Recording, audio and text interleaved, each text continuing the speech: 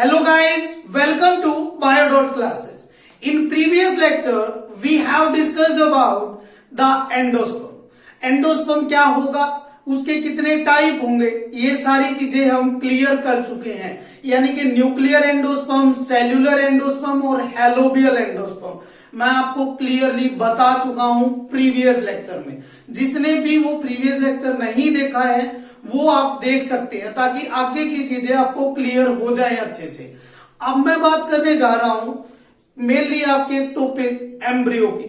Embryo क्या होता है, मोनोकोट्स और डाइकोट्स के अंदर एम्ब्रियो की डेवलपमेंट कैसे होगी, ये सारी चीजें क्लियर करनी है हमें आज के लेक्चर में।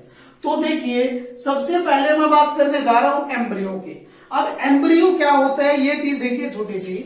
आपने देखा था कि ये एक स्ट्रक्चर था ओव्यूल का, जिसके अंदर 3 एंटीपोडल सेल थी, 2 बीच में क्या थी, मेनली आपकी पोलर न्यूक्लियाई थी, और यहां पर सिनर्जिड सेल और एक ये एग सेल। जब आपने देखा कि एक जो मेल गैमेट्स था, जो पोलन ग्रेन के अंदर 2 मेल गैमेट्स आए थे, एक मेल गैमेट्स तो फ्यूज कर गया था इसके साथ, और यहां पर ये ट्रिपल फ्यूजन कंडीशन बन गई थी 3N।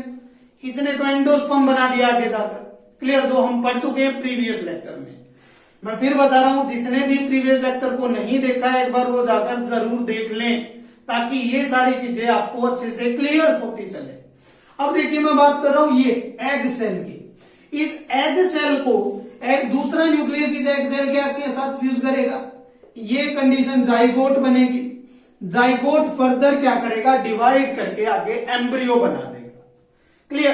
अब वो एम्ब्रियो की डेवलपमेंट कैसे हो रही है, तो यहां पर एक बार मैं बात कर रहा हूं embryo development in dicot plant. Dicot plant वो प्लांट होते हैं जिनके 2 कोटिलिडन्स होते हैं। Clear, those plant which have 2 cotyledons, जिनके पास 2 कोटिलिडन्स होंगे। अगर मैं एक और मेन डिफरेंस इनके बारे में बताऊं, तो जो मोनोकोट प्लांट होते हैं ना, उनके अंदर एक सिंगल कोटिलिडन होगा। यानी कि अगर मोनोकोट की रूट्स को देखोगे ना, मोनोकोट के अंदर फाइब्रस रूट मिलेंगे, लेकिन डाइकोट के अंदर टैप और एडवेंटिशियस रूट मिलेंगे आपको। मोनोकोट के अंदर लीफ के अंदर जो वेन्स की अरेंजमेंट होगी ना, वो क्या होगी, पैरेलल होगी, लेकिन डाइकोट के अंदर नेट बना हुआ होगा किसका, आपकी वेन्स का। तो ये कुछ डिफरेंस हैं जो कि आपने 11th क्लास में भी कर लिए होंगे। वैसे मैंने आपको बताया अभी कि मैं डाइकोट के एम्ब्रियो की बात कर रहा हूं। डाइकोट के एम्ब्रियो में देखिए, बहुत अच्छे से क्लियर करनी है ये सारी चीजें। मैं यहां पर बोल रहा हूं, देखो मैंने बोला यहां पर फ्यूजन होकर क्या बन गया, ये जाइगोट बन गया। क्लियर, यानी कि ये बन गया 2N कंडीशन, यानी जाइगोट।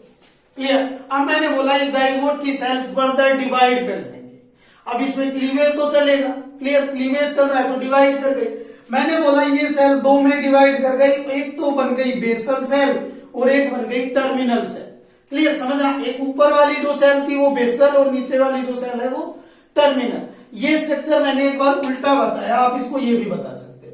क्लियर। अब देखिए, जो बेसल सेल है इसका एक और नाम है क्या, इसको मेनली सस्पेंसर सेल भी बोल दिया जाता है, इसको सस्पेंसर सेल भी बोल दिया जाता है। वहीं पर टर्मिनल जो सेल होती है ना, टर्मिनल सेल को एम्ब्रियोनल सेल भी बोल दिया जाता है। तो यहां पर देखिए मैंने क्या बताया, जो आपका जाइगोट था, जाइगोट देखिए यहां से जाइगोट बना है।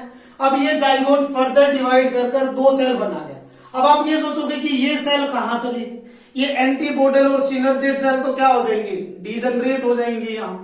क्लियर, इसने एंडोस्पर्म बना ही दिया। क्लियर, और एंडोस्पर्म का आपको ये पता है कि इससे क्या प्रोवाइड करवाएगा। जब ये डेवलप कर रहा है ना, आपका एम्ब्रियो जब डेवलप कर रहा है, तो इसको कुछ न्यूट्रिशन की जरूरत होगी, और वो न्यूट्रिशन जो मिलेगा वो कौन देगा, इसको एंडोस्पर्म देगा। क्लियर, यानी ये triple fusion 3N condition, endosperm इसको न्यूट्रिशन प्रोवाइड करवाता चलेगा। क्लियर। अब देखिए, मैंने बोला ये 2 सेल में कन्वर्ट हुआ, एक बेसल सेल और एक टर्मिनल सेल। बेसल सेल को आपने क्या बोल दिया, सस्पेंसर सेल भी बोल दिया, और टर्मिनल सेल को क्या, एम्ब्रियोनल सेल भी बोल दिया। अब बाद में क्या हो जाएगा समझिएगा एक बार, जो आपकी ये बेसल सेल होगी, बेसल सेल क्या कर जाएगी, बेसल सेल ट्रांसवर्स डिवाइड कर जाएगी। क्लियर, यानी कि बेसल सेल क्या कर जाएगी, ट्रांसवर्स डिवाइड कर जाएगी ऐसे। क्लियर। अब देखिए मैं बोल रहा हूं कि ये जब ट्रांसवर्स डिवीजन हुआ इसके अंदर तो एक लार्ज सेल, क्लियर, और फिर बाकी कुछ स्मॉल सेल बनेंगे। क्लियर। यानी कि जो सस्पेंसर सेल है ना ये क्या कर जाएगी, सस्पेंसर सेल आगे 6 to 10 स्मॉल सेल्स के अंदर डिवाइड कर जाएगी भाई। 6 से लेकर 10 छोटी छोटी सेल्स के अंदर ट्रांसवर्सली डिवाइड कर जाएगी। अब इसमें जो एक लार्ज सेल बनेगी ऊपर, उस लार्ज सेल को होस्टोरियल सेल बोल दिया जाता है। लार्ज सेल को क्या बोल दिया जाता है, होस्टोरियल सेल। क्लियर। अब इस होस्टोरियल सेल का अपना एक काम होता है, यानी कि क्या, ये क्या प्रोवाइड, यानी कि ये एब्जॉर्ब करेगी किसको, न्यूट्रिशन को। क्लियर। कहां से, फ्रॉम एंडोस्पर्म। देखिए मैंने क्या बताया, जब ये बेसल सेल ट्रांसवर्सली डिवाइड करेगी तो ट्रांसवर्सली डिवीजन के बाद एक तो लार्ज सेल बनेगी, क्लियर, और फिर कुछ छोटी छोटी सेल्स बनेगी। जो लार्ज सेल है ना इसको तो बोल दिया होस्टोरियल सेल। क्लियर। इस होस्टोरियल सेल्स का क्या काम होगा, ये सेल अब्सॉर्ब करेगी न्यूट्रिशन कहां से, एंडोस्पर्म से। क्लियर। फिर इसके साथ साथ में कुछ ये छोटी छोटी सेल्स बन जाएंगी। क्लियर। अब देखिए मैंने ये लास्ट सेल बताई, ये वाली सेल, जो सेल टर्मिनल सेल या एम्ब्रियोनल सेल से अटैच होगी उस सेल को क्या बोल दिया जाएगा, हाइपोफाइसिस। क्लियर। जो सेल टर्मिनल सेल से अटैच होगी, जो सेल ये जो एक स्ट्रक्चर से अटैच होगी, इसको हाइपोफाइसिस बोल दिया जाएगा। और इस हाइपोफाइसिस का काम क्या होगा, ये आगे जाकर रूट कैप बनाएगा। आगे जाकर क्या बनाएगा, रूट कैप बनाएगा। अब देखिए जैसे ही ये सेल डिवाइड कर कर ये जो स्ट्रक्चर बना है ना, इस स्ट्रक्चर को आपने बोल दिया ग्लोब्यूलर स्ट्रक्चर। क्लियर। ये कैसा स्ट्रक्चर बन गया, ग्लोब्यूलर स्ट्रक्चर बन गया।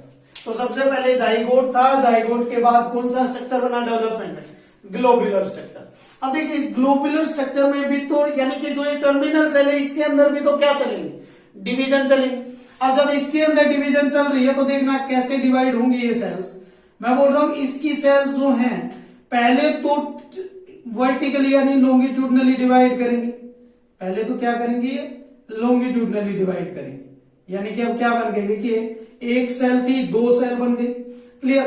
फिर ये एक बार और डिवाइड कर जाएंगी, कितनी, 1 2 3 4 सेल बन गई। जैसे ही ये डिवीजन होगा फिर क्या कर जाएगी, ट्रांसवर्स डिवीजन कर जाएगी। तो अब कितनी हो जाएंगे, 1 2 3 4 5 6 7 8 सेल बन गई है। आई बात समझ में। देखिए मैंने क्या बताया, जो टर्मिनल सेल थी इसमें पहले तो लॉन्गिट्यूडनल डिवीजन हुए। क्लियर। इसमें 2 लॉन्गिट्यूडनल डिवीजन हुए, एक तो पहले ये डिवाइड कर गया, फिर ये सेल भी डिवाइड कर गई, एक बार ये सेल भी डिवाइड कर गई। यानी कि 2 लॉन्गिट्यूडनल डिवीजन के बाद एक ट्रांसफर डिवीजन हो गया। उसके बाद में ये सेल क्या बन गई, मैं देखिए अब बता रहा हूं, समझना एक बार। यहां पर मैं बोल रहा हूं कि क्या हुआ आपका, ये जो ग्लोब्यूलर सेल, क्लियर, इस ग्लोब्यूलर सेल ने पहले क्या किया, एक बार ये डिवीजन हुआ, ये 2 सेल बन गए। फिर इस सेल ने भी डिवाइड कर लिया और इस सेल ने भी डिवाइड कर लिया, ये 4 सेल बन गई। फिर मैं बोल रहा हूं इस सेल ने ट्रांसवर्सली डिवाइड कर दिया। ट्रांसवर्स डिवाइड करने के बाद ये 8 सेल बन जाएंगी। क्लियर। 8 सेल बन गए। अब मैं 8 सेल बोल रहा हूं, देखिए मैं इनको ये बोल रहा हूं, जो ये ऊपर का है इसको एक टायर बोल दिया, इसको एक टायर बोल दिया। मैं इनको ये किस में बदल जाएगी, 2 टायर के अंदर कन्वर्ट हो जाएंगे, एक तो अपर और एक लोअर। ये अपर जो टायर है ये तो हाइपोफाइसिस से अटैच, लोअर वाला क्या नीचे है। अब एक चीज समझना, बहुत अच्छे से ध्यान देना है।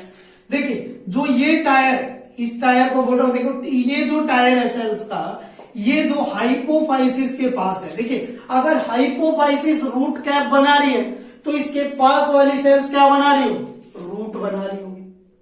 क्लियर। इसके पास वाली सेल क्या बना रही होगी, रूट बना रही होगी। और इससे जो नीचे वाली ये जो सेकंड टायर है ना, ये क्या बना रहा होगा, शूट बना रहा होगा आगे जाकर। क्लियर। तो यहां पर देखिए जो 2 टायर बने हैं ना, मैंने इनको एक नाम दे दिया है, क्या, जो एपिबेसल बोल दिया गया, और जो ये है इसको हाइपोबेसल बोल दिया गया। क्लियर। समझना, जो ये वाला टायर है ऊपर वाला, इसको तो मैंने बोल दिया हाइपोबेसल, इसको क्या बोल दिया, हाइपोबेसल। बेसल बोल दिया। हाइपोबेसल टायर वो टायर होता है जो प्रेजेंट होता है सस्पेंसर सेल के बिल्कुल पास। क्लियर। और जो ये टायर है इसको मैंने बोल दिया एपीबेसल टायर। क्या बोल दिया मैंने इसको? एपीबेसल, जो टर्मिनल पर है। देखिए मैंने क्या बताया, जब ये टर्मिनल सेल, देखिए मैंने बोला कि जो बेसल सेल होगी ये तो ट्रांसवर्स डिवाइड कर जाएगी, 6 to 10 सेल्स तक डिवाइड कर सकती है। एक बड़ी सेल बनेगी होस्टोरियल सेल, जिसका काम होगा एंडोस्पर्म से किसको, न्यूट्रिशन को एब्जॉर्ब करना। फिर ये जो सेल्स होंगी, ये मैं बोल रहा हूं क्या होगी, इसमें जो लास्ट वाली सेल्स, जो लास्ट वाली कौन सी सेल्स, बेसल सेल है, जो अटैच होती है किसके साथ, टर्मिनल सेल के साथ, इसको मैंने बोल दिया हाइपोफाइसिस। और हाइपोफाइसिस आगे जाकर क्या बनाएगी, रूट कैप बनाएगी। फिर आपने देखा जो ग्लोबुलर स्ट्रक्चर था ना, इसके अंदर सेल्स पहले तो वर्टिकली डिवाइड कर गई, पहले तो लॉन्गिट्यूडनली डिवाइड किया, फिर उसने ट्रांसवर्सली डिवाइड कर दिया। जैसे ही वो ट्रांसवर्सली डिवाइड हुई, उसके अंदर कुछ सेल्स बनी जिनको हाइपोबेसल बोल दिया गया, कुछ सेल्स बनी जिनको एपीबेसल बोल दिया गया। हाइपोबेसल सेल्स प्रेजेंट होगी नियर द सस्पेंसर सेल, और जो आगे जाकर क्या बनाएंगे, ये आगे जाकर रूट बनाएंगे या नहीं। फिर मैंने बोला ये एपीबेसल सेल होंगे, एपीबेसल सेल आगे जाकर शूट बनाएंगे या नहीं। इतना क्लियर। आगे फिर ये एक और स्ट्रक्चर में चेंज हो जाएगा, जिसको बोल दिया जाएगा हार्ट शेप स्ट्रक्चर।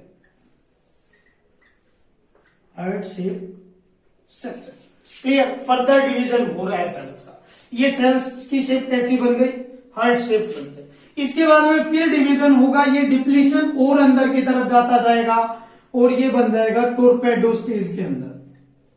किसमें बदल जाएगा, टोरपेडो स्टेज के अंदर। और जैसे ही ये टोरपेडो स्टेज बनेगी, इसके बाद में ये जो होता है ये दो कोटिलिडन्स के अंदर डिवाइड हो जाएगा, यानी कि ये एम्ब्रियो बन जाएगा, डेवलप एम्ब्रियो। क्लियर। तो आपने क्या देखा, सबसे पहले जाइगोट था, जाइगोट के बाद ग्लोबुलर स्ट्रक्चर बना, ग्लोबुलर स्ट्रक्चर के बाद हार्ट शेप का स्ट्रक्चर, हार्ट के बाद टोरपेडो, और टोरपेडो के बाद एक एम्ब्रियो बन गया या नहीं। अब एक बार इस एम्ब्रियो को समझते हैं। यहां तक यहां तक आपको समझ आ गया होगा, बहुत अच्छे से सारी चीजें क्लियर हो चुकी होंगी। जो मैंने आपको बताया, क्या एक टायर क्या होगा, सेकंड टायर क्या होगा, कैसे सेल डिवाइड करेगी, ऑस्टोरियल सेल किसे बोला गया होगा, यानी कि हाइपोफाइसिस किसे बोला गया होगा। तो मैं बात कर रहा हूं एक बार एम्ब्रियो। एम्ब्रियो के अंदर देखिए, मैंने बोला जो ये स्ट्रक्चर टोरपेडो के बाद ये कोटिलिडन में बदल जाते हैं, यानी कि जैसे ये डिप्लीशन होगा, ये एक कोटिलिडन, ये दूसरा कोटिलिडन, ये क्लियर हो जाएगा। तो ये कोटिलिडन्स मैं बता रहा हूं, ये तो क्या होंगे, कोटिलिडन्स। अब देखिए इसके अंदर मैंने स्ट्रक्चर बताया क्या, देखिए रूट कैप, यानी कि जो ये स्ट्रक्चर था, इसको एक बार आप उल्टा करके देखो तो ये जो स्ट्रक्चर था, ये तो ये रहा, ग्लोबुलर वाला तो ये रहा, और जो आपका ये मेनली जो ये बेसल सेल का स्ट्रक्चर था वो ये रहा। क्लियर। अब क्या होगा, देखिए यहां पर आपको एक रीजन दिख रहा है जिसको प्लूम्यूल बोला जाता है, और ये प्लूम्यूल वो रीजन है जो आगे जाकर क्या बनाएगा, शूट पार्ट बनाएगा, जो आगे जाकर क्या बनाएगा, शूट पार्ट बनाएगा। क्लियर। यहां पर हम एक एक्सिस ले लेते हैं, मैंने बोला यहां पर जो ये रीजन होगा ये एम्ब्रियोनल एक्सिस है। ये क्या है, एम्ब्रियोनल एक्सिस। समझना बहुत काम की चीज है। मैं बोल रहा हूं कि ये जो पार्ट है प्लूम्यूल, ये प्लूम्यूल आगे जाकर क्या बना देगा, शूट बना देगा। वहीं पर जो ये रेडिकल पार्ट है, ये आगे जाकर क्या बना देगा, रूट बना देगा, और रूट कैप इसके ऊपर है। आपको पता है रूट कैप किसने जनरेट की, हाइपोफाइसिस की सेल्स ने। हाइपोफाइसिस के पास ये फर्स्ट टायर यानी हाइपोबेसल सेल थी, जो ये हाइपोबेसल सेल ये शूट बना रही। फिर एपीबेसल सेल थी, एपीबेसल सेल्स ने ये रीजन बना दिया। क्लियर। अब देखिए मैंने यहां पर दो वर्ड लिए हैं, एपिकोटाइल और हाइपोकोटाइल। क्या होते हैं, बहुत बार इनके अंदर कंफ्यूजन हो जाता है, तो देखिए बहुत अच्छे से क्लियर करते हैं। मैं बोल रहा हूं कि एक बार आप इनका जो ये कोटिलिडन है, कोटिलिडन का लेवल ले लीजिए। क्लियर। मैंने बोला कोटिलिडन का लेवल ले लीजिए, तो कोटिलिडन का लेवल आपने लिया ये। क्लियर। ये जो ग्रीन लाइन ये लेवल ऑफ कोटिलिडन है। अब मैं बोल रहा हूं लेवल ऑफ कोटिलिडन से ऊपर का जो रीजन होगा उसको एपिकोटाइल बोल दिया जाता है। क्लियर। लेवल ऑफ कोटिलिडन से नीचे का जो रीजन होगा उनको हाइपोकोटाइल बोल दिया जाएगा। क्लियर। एम्ब्रियोनल एक्सिस के पास लेवल ऑफ कोटिलिडन से जो ऊपर का region epicotyl level of cotyledon से जो नीचे का रीजन उसको हाइपोकोटाइल बोल दिया जाएगा। तो ये जो टॉपिक था ये मैंने क्या बताया, ये मेनली क्या है, डेवलपमेंट ऑफ एम्ब्रियो। देखिए डेवलपमेंट ऑफ एम्ब्रियो को एक बार फिर से थोड़ा सा क्विक रिव्यू लेकर देखते हैं क्या बताया। मैंने बोला जाइगोट था, जाइगोट के बाद जो सेल्स थी वो दो सेल्स में डिवाइड हो गई, बेसल सेल और टर्मिनल सेल। अब बेसल सेल आके ट्रांसवर्स डिवाइड कर गई, ट्रांसवर्स डिवाइड करके उन्हें 6 से 10 सेल के बीच का एक स्ट्रक्चर बना लिया। क्लियर। जो सबसे ऊपर वाली सेल थी उसको होस्टोरियल सेल बोल दिया गया। होस्टोरियल सेल मैंने क्या बताया, ये क्या करेगी, एब्जॉर्ब करेगी न्यूट्रिशन को एंडोस्पर्म से। क्लियर। एंडोस्पर्म क्योंकि क्यों क्या जरूरत है, जब वो फर्दर डेवलप कर रहा है ना तो उसको न्यूट्रिशन की बहुत ज्यादा जरूरत है। फिर आपने देखा कि क्या होगा, मेनली धीरे धीरे जो आपकी ये सेल्स हैं यानी कि जो सस्पेंसर सेल्स होंगी, इस जो सस्पेंसर सेल अटैच होगी किसके साथ, बेस टर्मिनल सेल के साथ, उसको आपने हाइपोफाइसिस बोल दिया। हाइपोफाइसिस जो आगे जाकर रूट कैप बनाएगी भाई। क्लियर। फिर मैंने बोला कि ये ग्लोबुलर स्ट्रक्चर बना। ग्लोबुलर स्ट्रक्चर के अंदर पहले तो क्या था भाई, लॉन्गिट्यूडनली डिवीजन चला, फिर एक ट्रांसवर्स डिवीजन चल गया। जैसे ही वो ट्रांसवर्स डिवीजन चला, कुछ ऊपर सेल्स रह गई, कुछ नीचे हो गई। ऊपर वाली सेल को हाइपोबेसल, नीचे वाली सेल को एपीबेसल सेल बोल दिया गया। क्लियर। अब जो एपीबेसल सेल थी इन्होंने आगे जाकर क्या बना दिया, ये कोटिलिडन बना दिए, प्लूम्यूल बना दिया, और जो हाइपोबेसल सेल्स थी इन्होंने आगे जाकर रूट वाला पोर्शन बना दिया। क्लियर। फिर ये स्ट्रक्चर किसमें बदल गया, हार्ट शेप स्ट्रक्चर के अंदर, यानी कि इस स्ट्रक्चर के अंदर डिप्लीशन हो गया, थोड़ा सा डिप्लीशन हुआ, ये हार्ट के जैसा स्ट्रक्चर बन गया। हार्ट शेप स्ट्रक्चर के बाद ये टोरपेडो स्टेज में बदल गया, टोरपेडो स्टेज के बाद ये मैच्योर क्या बन गया, एम्ब्रियो बन गया। अब जब मैच्योर एम्ब्रियो बन रहा है तो मैं बोलूं इसमें रूट कैप है, इसमें रेडिकल। देखिए रेडिकल जो पार्ट होता है वो तो बना देगा क्या, रूट पार्ट। क्लियर। और जो प्लूम्यूल होता है वो बना देगा क्या, शूट पार्ट। अब मैं बोल रहा हूं प्लूम्यूल आगे शूट बना रहा है, रेडिकल आगे जाकर क्या बना रहा है, ये आगे जाकर रूट बना रहा है। क्लियर। ये रूट कैप। मैं बोल रहा हूं ये एम्ब्रियोनल एक्सिस है। आपने क्या किया, एक बार कोटिलिडन देखे, कोटिलिडन का लेवल निकाल लिया, और लेवल निकालने के बाद कोटिलिडन के लेवल से ऊपर का जो रीजन है एपिकोटाइल, और नीचे का जो रीजन है वो हाइपोकोटाइल बोल दिया गया। ये तो एक डाइकोट एम्ब्रियो का स्ट्रक्चर है। क्लियर। अब मैं बात करूं अगर मोनोकोट एम्ब्रियो की, तो मोनोकोट एम्ब्रियो में ये स्टेज तो एक जैसी सी रहेगी, सेम होंगी ये स्टेज, बस केवल ये जो एम्ब्रियो का स्ट्रक्चर है वो चेंज हो जाएगा। वो स्ट्रक्चर कैसा दिखता है, उसके अंदर केवल एक सिंगल कोटिलिडन होगा, कैसा दिखेगा वो स्ट्रक्चर, ये सारी चीजें क्लियर करेंगे अभी। पहले एक बार इस चीज को देख लीजिए, बहुत अच्छी तरह से, बहुत काम की चीज है। अब यहां पर मैं बात, इसके बाद मैं बात करने जा रहा हूं, देखिए इन स्टेज को तो मैं ऐसा ही रहने दूंगा। अब मैं बात करूंगा एक बार किसकी, मेनली आपके एम्ब्रियो की, यानी कि जो मोनोकोट का एम्ब्रियो वो कैसा दिखता है। क्लियर। देखिए